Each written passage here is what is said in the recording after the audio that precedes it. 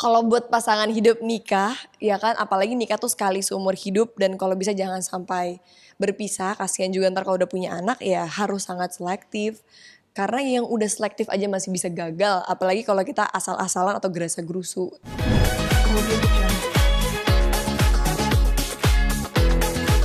Jadi tadi aku ngikutin dua latihan. Yang pertama itu adalah yoga dan yang kedua adalah pilates. Jadi yoga yang aku ikutin itu adalah morning flow yoga yang dimana lebih banyak pose dan juga stretching bersama dengan Kak Sarah instrukturnya. Terus kelas kedua aku itu adalah kelas bring the heat di chair pilates sama Kak Jun yang dimana kita menggunakan alat yang namanya stability chair, tapi itu tetap pilates juga gitu. Kalau buat latihan yoga sendiri, apa sih perbedaannya dengan pilates? Oke, jadi yang aku rasain yoga itu bener-bener kita badannya ke-stretch banget dan juga flexibility kita di-challenge untuk harus lebih dan lebih dan connection kayaknya deh. Kadang-kadang antara pikiran kita dengan badan kita, dengan otot kita dan kemampuan badan kita yang mungkin kita nggak sadari itu di-challenge banget di yoga. Kalau di pilates memang otot-otot kecil tuh dikuatin sampai bisa ngebentuk badan, sampai bisa nge-shaping supaya badan kita bisa lean tapi tetap toning. Terus juga stability dan juga strength. Apalagi tadi aku kelasnya bring the heat jadi agak-agak semi cardio yang dimana strength dibutuhkan banget ya dan lumayan keringetan banget. Tapi itu emang lanjut ya, bisa habis dari yoga, pilates. Jadi karena kebetulan ini aku mau liburan sekaligus ada bisnis trip bentar ke China semingguan. Jadi kan seminggu aku nggak bakal olahraga sama sekali, cuma jalan. Jalan pun juga tuh jatuhnya cuma kardio kan, nggak bener-bener ngelatih otot aku. Makanya aku sengaja hari ini 2 jam langsung dari jam 8 sampai jam 10 aku hajar buat olahraga. Nanti dari kapan Kak suka yoga dan pilates? Kalau yoga baru 6 bulanan belakangan ini. Kalau pilates udah 3 tahun lebih sih, udah mau 4 tahun aku lakuin. Itu manfaat yang dirasakan dari yoga dan pilates. Yang aku yang aku rasain banget ya kalau dari pilates karena kan aku udah pilates cukup lama, aku ngerasa dari postur tubuh aku jadi jauh lebih baik. Kayak aku punya kesadaran untuk postur tubuh yang baik dan habit-habit yang buruk jadi pelan-pelan hilang. Terus alignment, terus aku bisa tetap ngejaga berat badan ideal yang aku inginkan lewat olahraga ini. Dan kalau dari yoga yang aku rasain aku jadi lebih fleksibel. Kayak bener-bener aku mungkin selama ini gak nyangka kalau aku bisa se-fleksibel itu. Terus tiba-tiba di yoga aku di-push untuk wah aku harus lebih memanjangkan otot aku untuk lebih nge-stretch, untuk lebih apa ya supaya nggak tight gitu. Karena tight bikin badan gampang sakit dan cedera gitu. Tapi itu pola makan nggak tuh? Jujur kalau aku sih pola makan nggak terlalu yang diet ketat banget. Cuma memang aku lebih suka makan nasi merah dibandingkan nasi putih. Dan nasi merah paling ya sekitar 3 sendok makan lah kurang lebih. Terus kalau misalnya kayak gorengan, maksudnya gorengan yang kayak bener-bener belanja gorengan aku udah nggak pernah. Mungkin udah beberapa tahun nggak makan gorengan. Terus kalau kayak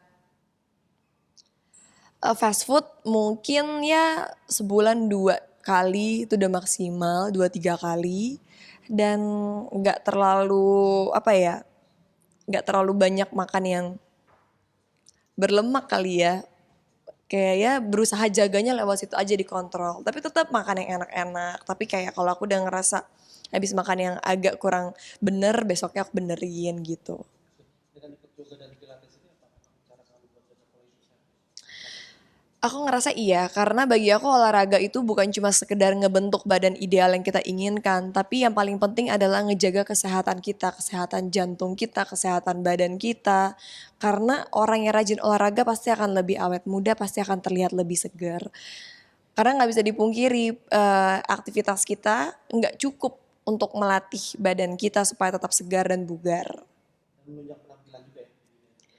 Kalau bagi aku karena penampilan atau fisik adalah salah satu dari modal utama juga saat kita terjun di bidang entertain. Jadi ya menjadi modal utama bagi aku untuk menjaga tubuh ideal yang aku inginkan lewat olahraga yang juga aku suka. Karena kalau olahraganya yang aku nggak gitu suka, pasti ngelakuinnya tuh kayak aduh butuh niat banget gitu.